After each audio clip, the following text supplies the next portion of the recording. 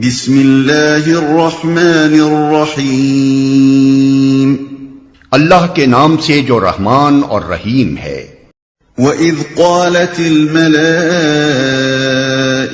يَا مَرْيَمُ إِنَّ اللَّهَ اصْطَفَاكِ وَطَهَّرَكِ وَاصْطَفَاكِ عَلَى نِسَاءِ الْعَالَمِينَ۔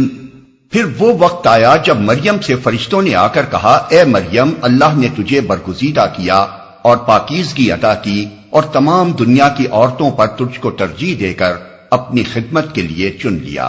یا مریم اقنتی لربک واسجدی وارکعی مع الراکعین۔ اے مریم، اپنے رب کی تابع فرمان بن کر رہ، اس کے آگے سر و سجود ہو، اور جو بندے اس کے حضور جھکنے والے ہیں ان کے ساتھ تو بھی جھک جا۔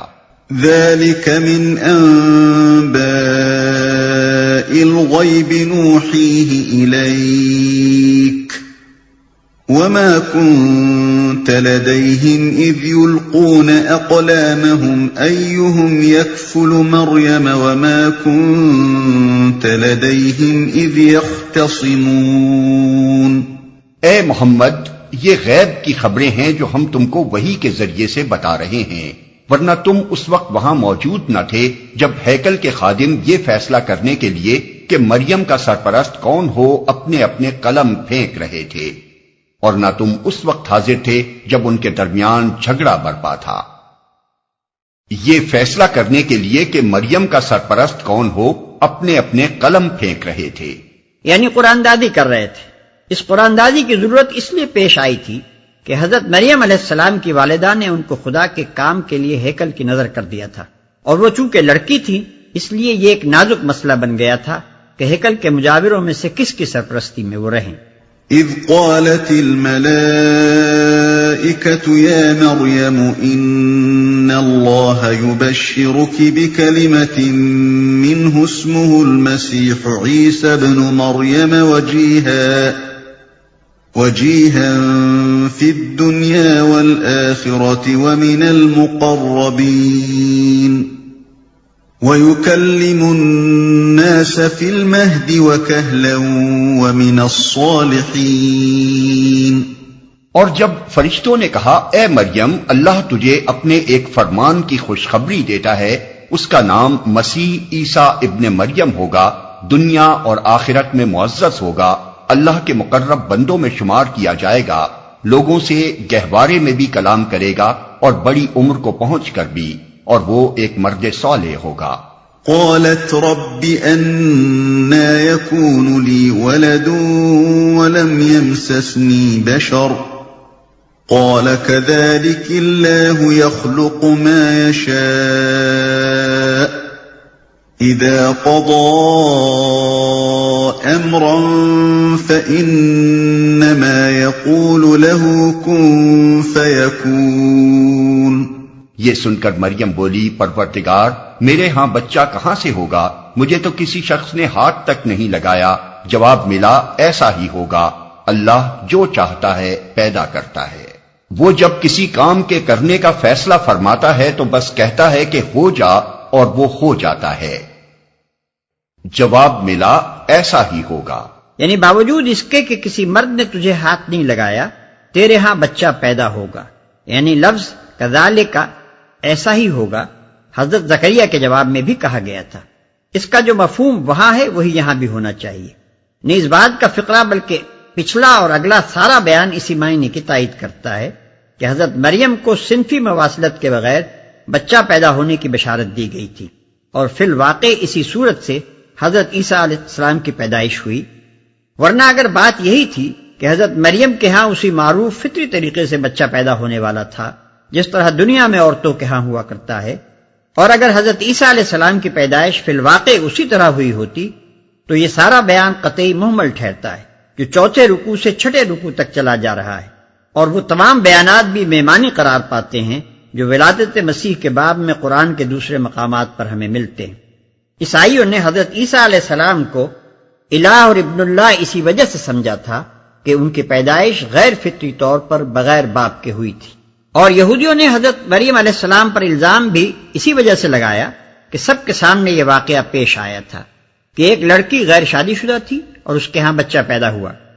اگر یہ سرے سے واقعہ ہی نہ تھا تب ان دونوں گروہوں کے خیالات کی تردید میں بس اتنا کہہ دینا بالکل کافی تھا کہ تم لوگ غلط کہتے ہو، وہ لڑکی شادی شدہ تھی، فلاں شخص اس کا شوہر تھا اور اسی کے نطفے سے عیسیٰ علیہ السلام پیدا ہوئے تھے۔ یہ مختصر سی دو ٹوک بات کہنے کے بجائے آخر اتنی لمبی تمہیدیں اٹھانے اور پیش در پیش باتیں کرنے اور صاف صاف مسیح ابن فلاں کہنے کے بجائے مسیح ابن مریم کہنے کی آخر کیا ضرورت تھی، جس سے بات سلجھنے کے بجائے اور الجھ جائے؟ پس جو لوگ قرآن کو کلام اللہ مانتے ہیں اور پھر مسیح علیہ السلام کے متعلق یہ بھی ثابت کرنے کی کوشش کرتے ہیں کہ ان کی ولادت حسب معمول باپ اور ماں کے اتصال سے ہوئی تھی، وہ دراصل ثابت یہ کرتے ہیں کہ اللہ تعالیٰ اظہار ما فی الضمیر اور بیان مدعا کی اتنی قدرت بھی نہیں رکھتا جتنی خود یہ حضرات رکھتے ہیں، معاذ اللہ۔ وَيُعَلِّمُهُ الْكِتَابَ وَالْحِكْمَةَ وَالتَّوْرَاةَ وَالْإِنْجِيلَ وَرَسُولًا إِلَى بَنِي إِسْرَائِيلَ أَنِّي قَدْ جِئْتُكُمْ بِآيَةٍ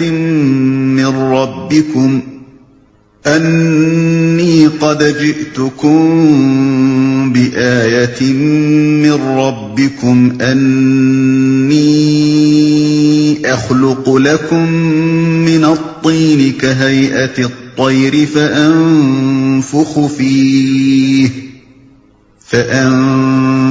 فيه فيكون طيرا بإذن الله وأبرئ الأكمه والأبرص وأحيي الموتى بإذن الله وأنبئكم بما تأكلون وما تدخرون في بيوتكم إن في ذلك لآية لكم إن كنتم مؤمنين۔ فرشتوں نے پھر اپنے سلسلہ کلام میں کہا، اور اللہ اسے کتاب اور حکمت کی تعلیم دے گا، تورات اور انجیل کا علم سکھائے گا، اور بنی اسرائیل کی طرف اپنا رسول مقرر کرے گا۔ اور جب وہ بحیثیت رسول بنی اسرائیل کے پاس آیا تو اس نے کہا، میں تمہارے رب کی طرف سے تمہارے پاس نشانی لے کر آیا ہوں۔ میں تمہارے سامنے مٹی سے پرندے کی صورت کا ایک مجسمہ بناتا ہوں اور اس میں پھونک مارتا ہوں، وہ اللہ کے حکم سے پرندہ بن جاتا ہے۔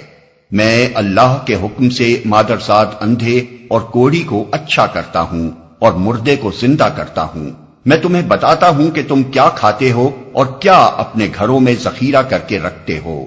اس میں تمہارے لیے کافی نشانی ہے اگر تم ایمان لانے والے ہو۔ یعنی یہ علامات تم کو اس امر کا اطمینان دلانے کے لیے کافی ہیں کہ میں اس خدا کا بھیجا ہوا ہوں جو کائنات کا خالق اور حاکم ذی اقتدار ہے، بشرطے کہ تم حق کو ماننے کے لیے تیار ہو، ہٹ دھرم نہ ہو۔ وَمُصَدِّقًا لِمَا بَيْنَ يَدَيَّ مِنَ التَّوْرَاةِ وَلِأُحِلَّ لَكُمْ بَعْضَ الَّذِي حُرِّمَ عَلَيْكُمْ وَجِئْتُكُمْ بِآيَةٍ مِّن رَّبِّكُمْ فَاتَّقُوا اللَّهَ وَأَطِيعُونِ۔ اور میں اس تعلیم و ہدایت کی تصدیق کرنے والا بن کر آیا ہوں جو تورات میں سے اس وقت میرے زمانے میں موجود ہے، اور اس لیے آیا ہوں کہ تمہارے لیے بعض ان چیزوں کو حلال کر دوں جو تم پر حرام کر دی گئی ہیں۔ دیکھو، میں تمہارے رب کی طرف سے تمہارے پاس نشانی لے کر آیا ہوں، لہذا اللہ سے ڈرو اور میری اطاعت کرو جو تورات میں سے اس وقت میرے زمانے میں موجود ہے۔ یعنی یہ میرے فرستادہ خدا ہونے کا ایک اور ثبوت ہے۔ اگر میں اس کی طرف سے بھیجا ہوا نہ ہوتا بلکہ جھوٹا مدعی ہوتا تو خود ایک مستقل مذہب کی بنا ڈالتا اور اپنے ان کمالات کے زور پر تمہیں سابق دین سے ہٹا کر اپنے ایجاد کردہ دین کی طرف لانے کی کوشش کرتا، لیکن میں تو اسی اصل دین کو مانتا ہوں سے اس کے پیغمبر مجھ سے پہلے لائے تھے۔ یہ بات کہ مسیح علیہ السلام وہی دین لے کر آئے تھے جو موسیٰ علیہ السلام اور دوسرے انبیاء نے پیش کیا تھا، رائج الوقت اناجیل میں بھی واضح طور پر ہمیں ملتی ہے۔ مثلا متی کی روایت کے مطابق پہاڑی کے واعظ میں مسیح علیہ السلام صاف فرماتے ہیں، یہ نہ سمجھو کہ میں توریت یا نبیوں کی کتابوں کو منسوخ کرنے آیا ہوں، منسوخ کرنے نہیں بلکہ پورا کرنے آیا ہوں۔ باب 5 آیت 17۔ ایک یہودی عالم نے حضرت مسیح سے پوچھا کہ احکام دین میں اولین حکم کون سا ہے؟ جواب میں آپ نے فرمایا، خداوند اپنے خدا سے اپنے سارے دل اور اپنی ساری جان اور اپنی ساری عقل سے محبت رکھ۔ بڑا اور پہلا حکم یہی ہے، اور دوسرا اس کے مانند یہ ہے کہ اپنے پڑوسی سے اپنے برابر محبت رکھ۔ انہی دو حکموں پر تمام توریت اور انبیاء کے صحیفوں کا مدار ہے۔ متی باب 22 آیت 37 تا 40۔ پھر حضرت مسیح اپنے شاگردوں سے فرماتے ہیں، فقیہ اور فریسی موسیٰ کی گدی پر بیٹھے ہیں، جو کچھ وہ تمہیں بتائیں وہ سب کرو اور مانو، مگر ان کے سے کام نہ کرو، کیونکہ وہ کہتے ہیں اور کرتے نہیں۔ متی باب 23 آیت 2 اور 3۔ بعض ان چیزوں کو حلال کر دوں جو تم پر حرام کر دی گئی ہیں، یعنی تمہارے جہلا کے توہمات، تمہارے فقیہوں کی قانونی موشگافیوں، تمہارے رہبانیت پسند لوگوں کے تشددات اور غیر مسلم قوموں کے غلبہ و تسلط کی بدولت تمہارے ہاں اصل شریعت الہی پر جن قیود کا اضافہ ہو گیا ہے، میں ان کو منسوخ کر دوں گا، اور تمہارے لیے وہی چیزیں حلال اور وہی حرام قرار دوں گا جنہیں اللہ نے حلال یا حرام کیا ہے۔ ان اللہ ربی وربکم فاعبدوہ ھذا صراط مستقیم۔ اللہ میرا رب بھی ہے اور تمہارا رب بھی، لہذا تم اسی کی بندگی اختیار کرو، یہی سیدھا راستہ ہے۔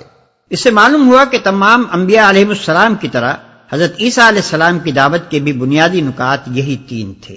ایک یہ کہ اقتدار اعلیٰ جس کے مقابلے میں بندگی کا رویہ اختیار کیا جاتا ہے اور جس کی طاعت پر اخلاق و تمدن کا پورا نظام قائم ہوتا ہے، صرف اللہ کے لیے مختص تسلیم کیا جائے۔ دوسری یہ کہ اس مقتدر اعلیٰ کے نمائندے کی حیثیت سے نبی کے حکم کی اطاعت کی جائے۔ تیسری یہ کہ انسانی زندگی کو حلت و حرمت اور جواز و عدم جواز کی پابندیوں سے جکڑنے والا قانون و ضابطہ صرف اللہ کا ہو، دوسروں کے عائد کردہ قوانین منسوخ کر دیے جائیں۔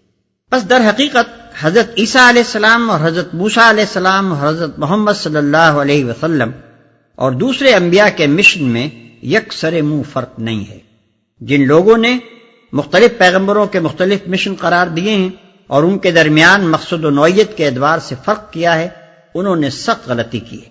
مالک الملک کی طرف سے اس کی رعیت کی طرف جو شخص بھی مامور ہو کر آئے گا، اس کے آنے کا مقصد اس کے سوا اور کچھ ہو سکتا ہی نہیں کہ وہ رعایا کو نافرمانی اور خود مختاری سے روکے اور شرک سے، یعنی اس بات سے کہ وہ اقتدار اعلیٰ میں کسی حیثیت سے دوسروں کو مالک الملک کے ساتھ شریک ٹھہرائیں اور اپنی وفاداریوں اور عبادت گزاریوں کو ان میں منقسم کریں، منع کریں، اور اصل مالک کی خالص بندگی و اطاعت اور پرستاری و وفاداری کی طرف دعوت دے۔ افسوس ہے کہ موجودہ اناجیل میں مسیح علیہ السلام کے مشن کو اس وضاحت کے ساتھ بیان نہیں کیا گیا جس طرح اوپر قرآن میں پیش کیا گیا ہے۔ تاہم منتشر طور پر اشارات کی شکل میں وہ تینوں بنیادی نکات ہمیں ان کے اندر ملتے ہیں جو اوپر بیان ہوئے ہیں۔ مثلا یہ بات کہ مسیح صرف اللہ کی بندگی کے قائل تھے، ان کے اس ارشاد سے صاف ظاہر ہوتی ہے، تو خداوند اپنے خدا کو سجدہ کر اور صرف اسی کی عبادت کر۔ متی باب 4 آیت 10۔ اور صرف یہی نہیں کہ وہ اس کے قائل تھے، بلکہ ان کی ساری کوششوں کا مقصود یہ تھا کہ زمین پر خدا کے امر شرعی کی اسی طرح اطاعت ہو جس طرح آسمان پر اس کے امر تکوینی کی اطاعت ہو رہی ہے۔ تیری بادشاہی آئے، تیری مرضی جیسی آسمان پر پوری ہوتی ہے زمین پر بھی ہو۔ متی باب 6 آیت 10۔ پھر یہ بات کہ مسیح علیہ السلام اپنے آپ کو نبی اور آسمانی بادشاہت کے نمائندے کی حیثیت سے پیش کرتے تھے اور اسی حیثیت سے لوگوں کو اپنی اطاعت کی طرف دعوت دیتے تھے، ان کے متعدد اقوال سے معلوم ہوتی ہے۔ انہوں نے جب اپنے وطن ناصرہ سے اپنی دعوت کا آغاز کیا تو ان کے اپنے ہی بھائی بند اور اہل شہر ان کی مخالفت کے لیے کھڑے ہو گئے۔ اس پر متی، مرقس اور لقاتینوں کی متفقہ روایت ہے کہ انہوں نے فرمایا نبی اپنے وطن میں مقبول نہیں ہوتا۔ اور جب یروشلم میں ان کے قتل کی سازشیں ہونے لگی اور لوگوں نے ان کو مشورہ دیا کہ آپ کہیں اور چلے جائیں، تو انہوں نے جواب دیا، ممکن نہیں کہ نبی یروشلم سے باہر ہلاک ہو۔ لوقا باب 13 آیت 23۔ آخری مرتبہ جب وہ یروشلم میں داخل ہو رہے تھے تو ان کے شاگردوں نے بلند آواز سے کہنا شروع کیا، مبارک ہے وہ بادشاہ جو خداوند کے نام سے آتا ہے۔ اس پر یہودی علماء ناراض ہوئے اور انہوں نے حضرت مسیح علیہ السلام سے کہا کہ آپ اپنے شاگردوں کو چپ کریں۔ اس پر آپ نے فرمایا اگر یہ چپ رہیں گے تو پتھر پکار اٹھیں گے۔ لوقا باب 19 آیت 38 سے 40۔ ایک اور موقع پر آپ نے فرمایا اے محنت اٹھانے والوں اور بوجھ سے دبے ہوئے لوگوں، سب میرے پاس آؤ، میں تم کو آرام دوں گا۔ میرا جوا اپنے اوپر اٹھا لو، میرا جوا ملائم ہے اور میرا بوجھ ہلکا۔ متی باب 11 آیت 28 تا 30۔ پھر یہ بات کہ مسیح علیہ السلام انسانی ساخت کے قوانین کے بجائے خدائی قانون کی اطاعت کرانا چاہتے تھے، متی اور مرقس کی اس روایت سے صاف طور پر مترشح ہوتی ہے، جس کا خلاصہ یہ ہے کہ یہودی علماء نے اعتراض کیا کہ آپ کے شاگرد بزرگوں کی روایات کے خلاف ہاتھ دھوئے بغیر کھانا کیوں کھا لیتے ہیں؟ اس پر حضرت مسیح نے فرمایا تم ریاکاروں کی حالت وہی ہے جس پر یسیع نبی کی زبان سے یہ طعنہ دیا گیا ہے کہ یہ امت زبان سے تو میری تعظیم کرتی ہے مگر ان کے دل مجھ سے دور ہیں، کیونکہ یہ انسانی احکام کی تعلیم دیتے ہیں۔ تم لوگ خدا کے حکم کو تو باطل کرتے ہو اور اپنے گھڑے ہوئے قوانین کو برقرار رکھتے ہو۔ خدا نے تورات میں حکم دیا تھا کہ ماں باپ کی عزت کرو اور جو کوئی ماں باپ کو برا کہے وہ جان سے مارا جائے، مگر تم کہتے ہو کہ جو شخص اپنی ماں یا باپ سے یہ کہہ دے کہ میری جو خدمات تمہارے کام آ سکتی تھیں انہیں میں خدا کی نظر کر چکا ہوں، اس کے لیے بالکل جائز ہے کہ پھر ماں یا باپ کی کوئی خدمت نہ کرے۔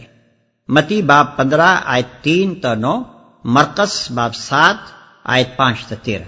فلما أحس عيسى منهم الكفر قال من أنصاري إلى الله قال الحواريون نحن أنصار الله آمنا بالله واشهد بأننا مسلمون۔ جب عیسیٰ نے محسوس کیا کہ بنی اسرائیل کفر و انکار پر آمادہ ہیں تو اس نے کہا کون اللہ کی راہ میں میرا مددگار ہوتا ہے؟ حواریوں نے جواب دیا ہم اللہ کے مددگار ہیں، ہم اللہ پر ایمان لائے، گواہ رہو کہ ہم مسلم یعنی اللہ کے آگے سر اطاعت جھکا دینے والے ہیں۔ حواریوں نے جواب دیا، حواری کا لفظ قریب قریب وہی معنی رکھتا ہے جو ہمارے ہاں انصار کا مفہوم ہے۔ بائبل میں بالعموم حواریوں کے بجائے شاگردوں کا لفظ استعمال ہوا ہے، اور بعض مقامات پر انہیں رسول بھی کہا گیا ہے، مگر رسول اس معنی میں کہ مسیح علیہ السلام ان کو تبلیغ کے لیے بھیجتے تھے، نہ اس معنی میں کہ خدا نے ان کو رسول مقرر کیا تھا۔ ہم اللہ کے مددگار ہیں۔ دین اسلام کی اقامت میں حصہ لینے کو قرآن مجید میں اکثر مقامات پر اللہ کی مدد کرنے سے تعبیر کیا گیا ہے۔ یہ ایک تشریح طلب مضمون ہے۔ زندگی کے جس دائرے میں اللہ تعالیٰ نے انسان کو ارادہ و اختیار کی آزادی عطا کی ہے، اس میں وہ انسان کو کفر یا ایمان، بغاوت یا اطاعت میں سے کسی ایک راہ کے اختیار کرنے پر اپنی خدائی طاقت سے مجبور نہیں کرتا۔ اس کے بجائے وہ دلیل اور نصیحت سے انسان کو اس بات کا قائل کرنا چاہتا ہے کہ انکار و نافرمانی اور بغاوت کی آزادی رکھنے کے باوجود اس کے لیے حق یہی ہے اور اس کی فلاح و نجات کا راستہ بھی یہی ہے کہ اپنے خالق کی بندگی و اطاعت اختیار کرے۔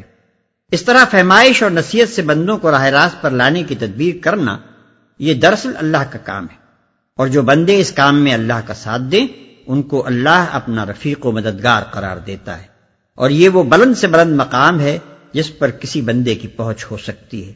نماز، روزہ اور تمام اقسام کی عبادات میں تو انسان محض بندہ و غلام ہوتا ہے، مگر تبلیغ دین اور اقامت دین کی جد و جہد میں خدا کو بندے کی رفاقت و مددگاری کا شرف حاصل ہوتا ہے، جو اس دنیا میں روحانی ارتقاء کا سب سے اونچا مرتبہ ہے۔ ربنا آمنا بما انزلت واتبعنا الرسول فاكتبنا مع الشاهدين۔ مالک، جو فرمان تو نے نازل کیا ہے ہم نے اسے مان لیا اور رسول کی پیروی قبول کی، ہمارا نام گواہی دینے والوں میں لکھ لے۔ وَمَكَرُوا وَمَكَرَ اللَّهُ وَاللَّهُ خَيْرُ الْمَاكِرِينَ۔ پھر بنی اسرائیل مسیح کے خلاف خفیہ تدبیریں کرنے لگے، جواب میں اللہ نے بھی اپنی خفیہ تدبیر کی، اور ایسی تدبیروں میں اللہ سب سے بڑھ کر ہے۔